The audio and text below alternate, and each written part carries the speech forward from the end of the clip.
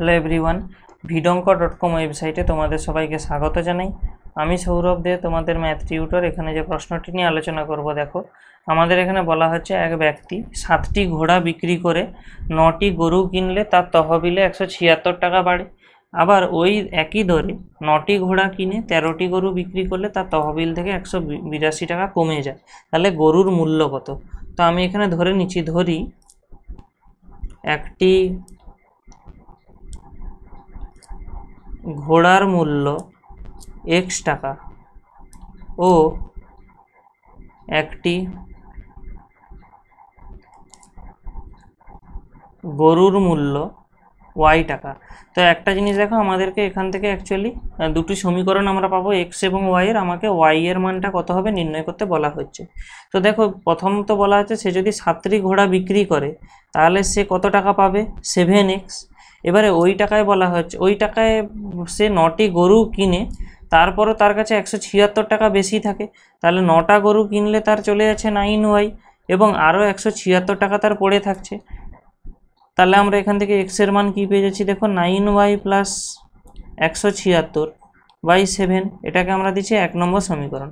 এবারে দ্বিতীয় কেসে দেখো বলা হচ্ছে সে 9টি ঘোড়া কিনছে এবং 13টি গরু বিক্রি করছে, কিন্তু তাও তার 182 টাকা কমে যাচ্ছে। তাহলে দেখো, এই যে 9টি ঘোড়া সে কিনছে তার যে ক্রয় মূল্য মানে 9x, এটা দেখো 13টি গরুকে বিক্রি করে সে যা টাকা পাচ্ছে অর্থাৎ 13y, আরও তার নিজের কাছ থেকে 182 টাকা চলে যাচ্ছে। তাহলে এইটা হবে দ্বিতীয় সমীকরণ। তাহলে আমরা এখান থেকে x এর মান কী পাবো, দেখো 13y প্লাস 182/9। এটাকে আমরা দিচ্ছি 2 নম্বর সমীকরণ। তো 1 নম্বর এবং 2 নম্বরকে আমরা তুলনা করলে পাবো 9y plus 176/7 equal to 13y plus 182/9। ওকে, তা আমাদের এখানে একে জাস্ট সমাধান করে y এর মানটা নির্ণয় করতে হবে, তাহলেই আমরা গরুর দাম পেয়ে যাব।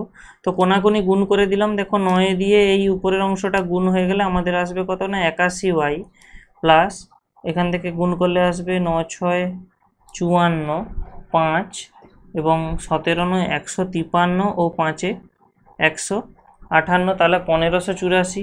এটা সমান কি আসছে, এটা সমান দেখো এই 7 দিয়ে কি হবে, এই কোনাকুনি গুণ করলে এইটা গুণ হবে। তাহলে আমরা 13 7 পাবো 91y প্লাস, এখান থেকে গুণ করলে আসবে 7 2 গুণে 14 1 27 56 1 57 5 7 থেকে 7 5 12, অর্থাৎ 1274। তো দেখো আমরা এখান থেকে অ্যাকচুয়ালি তাহলে কী পাচ্ছি, 91y মাইনাস 81y সমান 1584 মাইনাস 1274। এখান থেকে তাহলে আমরা দেখতে পাচ্ছি 10y এর মান আসছে দেখো 310।